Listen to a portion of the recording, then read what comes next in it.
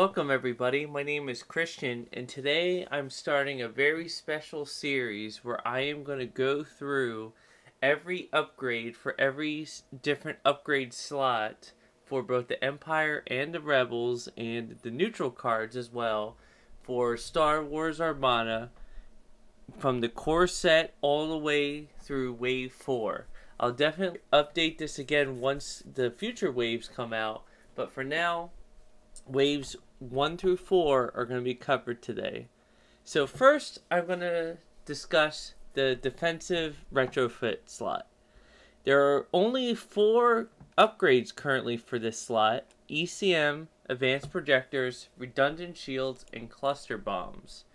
And I kind of already spoiled it by reading it in the order that I think those upgrades are most useful. Now, for this whole series, there are obviously certain circumstances and certain synergies that make a upgrade particularly valuable than the other ones that I have above it. But this is a general overall, most of the time kind of scenario. So my rank number 1 is ECM. This is an amazing upgrade that keeps that brace token available and is essentially an auto-include for most of my ships that have a brace token and have an ECM. There's no need for having this on a Corvette. It's definitely not worth the points since it doesn't have a brace. But any ship that only has one brace, it's really good to have an ECM on it. For Star Destroyers, for MC-80s, for the Rebel Assault Frigate, these all really need ECM to keep them alive, to keep those accuracies from taking away your brace. It can turn a 10-point damage down to a more manageable 5-point damage, and it makes a huge difference. My number 2 upgrade for this slot is advanced projectors. It's a great upgrade. It allows you to use a redirect token to choose more than one hull zone, and that it doesn't need to be from a non-adjacent side. This is particularly good for those rebel ships that have a large number of shields and not as many hull values as their Imperial enemies. The MC-80 and the Assault Frigate would definitely do well with this upgrade, and maybe even a Corvette that you want to keep particularly alive. However, the XI-17 turbo lasers really knock the wind out of it. In a foolish move, the FAQ still says that you can only move a total of 1 damage with the redirect, even with advanced projectors. I really believe that it would be so much better if you could only move 1 damage per hull zone, so the advanced projectors would still have some value to them. It's 6 points and it's completely undone by a upgrade. I really disagree with that ruling, and I hope eventually they change it.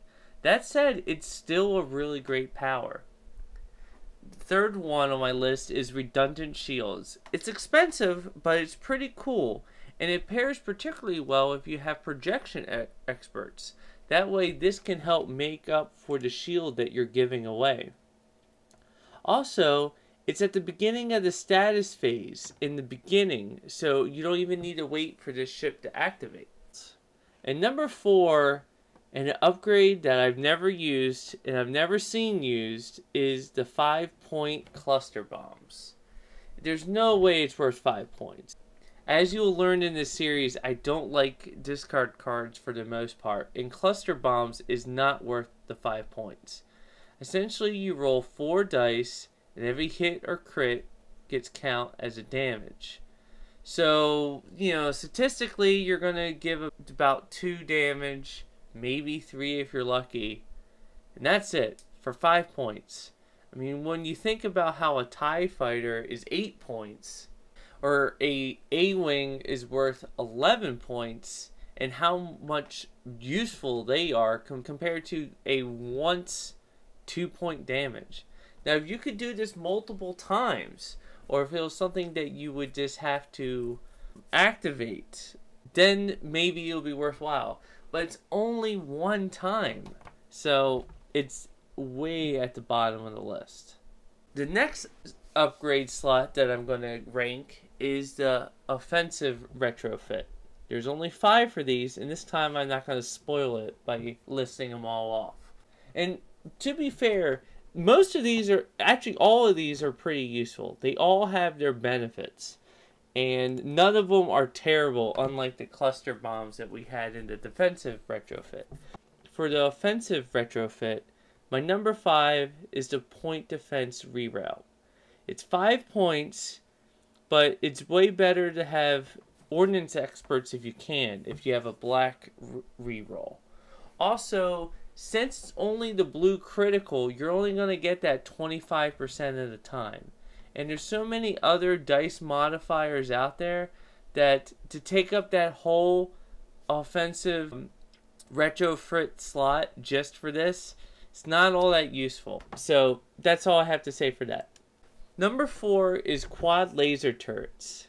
They're pretty good. They're not terrible. They're just not as good as the one that is above it. It's 5 points, and it allows you to roll 1 counter against a squadron whenever they attack you.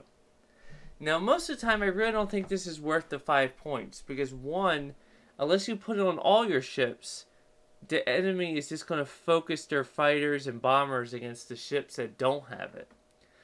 So the only way this would be particularly useful is maybe if you put it on your flagship that has your admiral that you think is going to be really vulnerable, and you know your opponent likes to build carrier builds. The other one that could be useful is putting it on the Instigator, which is a Imperial Raider title card that allows squadrons at distance 1 to be treated as if they're engaged by 2 additional squadrons. So that means that they either have to attack you or attack another fighter that they're engaged with. They can't move, they can't attack a different capital ship. So for that combination, maybe it would work. But for the most part, it's too risky of a gamble even at 5 points, because 1, maybe your opponent doesn't bring that many fighters. And if they do, they're just going to go after different targets. So I don't find it all that useful. Number 3 I have as expanded hangar bay. This is a very good upgrade, very useful, particularly for those that are dedicated carriers. However, I prefer Antilles or Wolf Uraren because he does the exact thing and helps the other commands. Both of them are only 7 points, while expanded hangar bay is 5. But for those 2 extra points, Antilles is an expanded hangar bay whenever you have a navigate command, because you get an extra token, which gives you 1 more squadron you can activate. Same thing with Wolf. Whenever you use that token, you go ahead and get it back. It's just as good as the expanded hangar bay whenever you have a squadron command. However, unless you're giving out a lot of tokens with Tarkin, or you really have a completely dedicated carrier, GR-75, or assault carrier, there's probably going to be other commands mixed in there. If you do that with Antilles, then you can go ahead and make those things more powerful. Not only do you get to do a navigate now, but you get to change your speed at some point in the future. So expanded hangar bay is good. It's definitely something that you should consider using, but you should ask yourself, it would be better if you put Antilles as an officer, or Wolf if you're an Imperial. Number 2, the PHYLON Q7 tractor beams. Now this is situational because I would only recommend putting this on medium or preferably large ships. So that brings down the number of ships you can do. It's 6 points, but you can lower the speed or take away a token of any ship up to range 5, which is pretty impressive.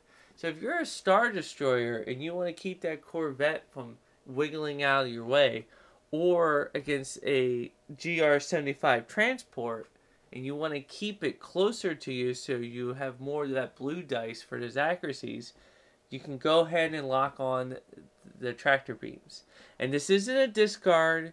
You just have to exhaust it. So you can do it every turn, and for different ships, it's real useful power. Number 1, and all these are good, but this one I find the most useful, is boosted comms. It's only 4 points, and it can turn a wasted command into a devastating attack. How often have we all thrown our squadrons into an opportunity, but several turns back, we went ahead and put in a squadron command, and we forgot about it. Or the opportunity was just so great we couldn't pass it up.